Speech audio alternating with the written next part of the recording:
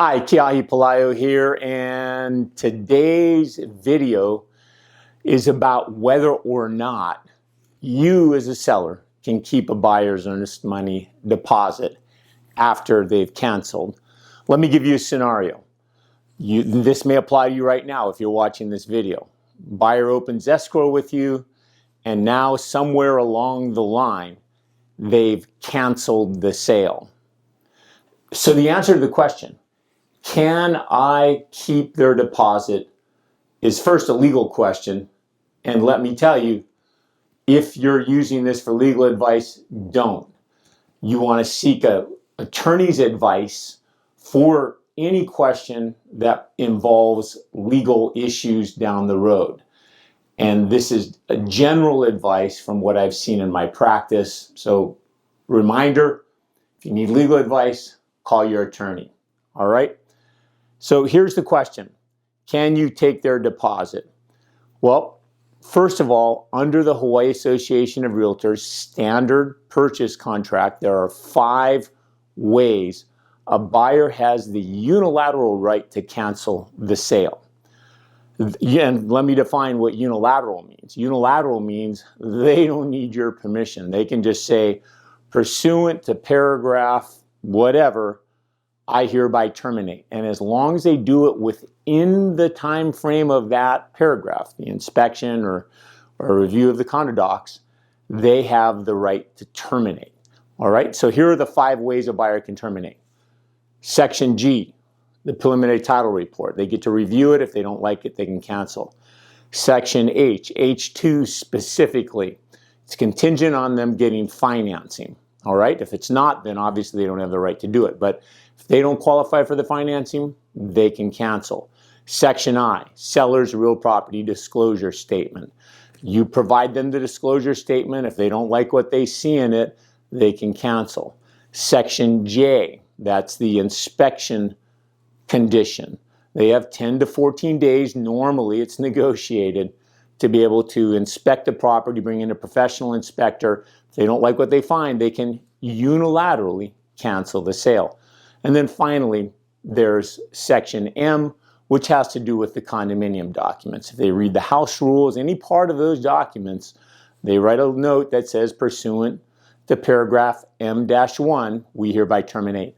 They get their deposit back. So the answer, that first answer is no. If they terminate because of one of their unilateral rights, they have the right to get their deposit back. So the second answer is yes, you can get their deposit, all right? If you look at Section O, the termination provisions, if a buyer defaults, and let me define what default is, all of their rights to terminate are done. The loan is approved, you're supposed to close in 10 days, and the buyer wakes up one day and says, I don't want to close. Well, they're in default. They don't have anything in the contract that says they have the right to cancel the sale. Under the default provisions, you can take an action for damages. Again, seek legal advice for that. Or it says you can retain the earnest money deposit. All right? So per the contract, you have the right to have their deposit. So the answer is yes. And let me augment that by saying it's maybe. Because here's how it works. The buyer makes their initial deposit to escrow, and escrow holds that money. And the way escrow works, if there's any change to the escrow, be it small or big, both buyer and seller need to give escrow written instructions that say they need to do this. In the event of a default, escrow is going to issue a set of cancellation instructions that say the escrow is canceled and the seller is to be given the buyer's earnest money deposit. If the buyer won't sign those instructions, then guess what? You're going to need to fight over it. You don't get that money without the buyers approving it. And I can tell you in the 40 or so years I've done this, I've seen sellers get the buyer's deposit twice in my practice. It's not often, but sometimes a buyer is willing to sign to let it go. all right? The reality is that if they won't sign, it's going to become difficult to sell the property because you have an open escrow with another party, which means that party may have an interest in the property. And if you go to the same escrow company, they won't close a sale if they have an outstanding escrow. Now, I know what you're thinking. Why don't we go to a different escrow company? Well, sometimes buyers will file what we call a les pendens. That's a cloud on the title.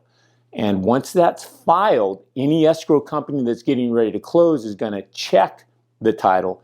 And if that cloud is on title, they're not going to allow the sale to close. So the answer on getting the deposit in Hawaii is maybe. And it's very hard to get. I've heard fights over this, and ultimately, at the end of the day, most sellers will sign a release so that they can move on and get the property sold again. I don't like that. I'd like to see sellers get it easier, get the deposit easier, but that's the way Hawaii works. If you want a buyer's deposit, if they use one of the unilateral ways to get out of the contract, don't expect to get it.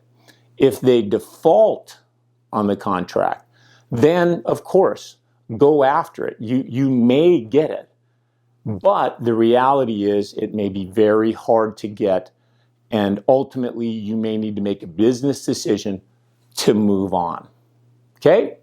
So there you go. That's what's going on with getting the buyer's deposit.